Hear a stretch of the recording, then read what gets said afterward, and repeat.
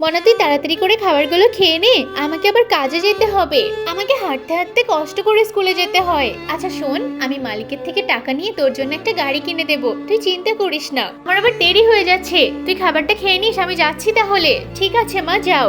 মালিক, আজকে আমাকে টাকা দেবেন? আমার মেয়ের জন্য একটা গাড়ি কিনবো তো, ও খুব কষ্ট করে স্কুলে যায়। এই চুপ করো তো, 2 দিন কাজে আসতে পারিনি, টাকা টাকা, কাজ শেষ হলে ঠিক টাকা দিয়ে দেবো।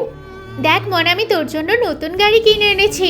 মা, আমি তো এই গাড়িটা নেব না। কেন নিবি না? কি হয়েছেটা কি আমাকে বল। আমি দেখেছি মা, তুমি কত কষ্ট করছিলে। ওই পচা আঙ্কেলটা তোমাকে বকেছে, তোমাকে তো টাকাও দেয়নি। তাহলে তুমি গাড়ি কেনার টাকা কোথায় পেলে? তুই শুনতে চাস আমি গাড়ি কেনার টাকা কোথায় পেয়েছি? তাহলে শোন, আমি তোকে সবটা বলছি।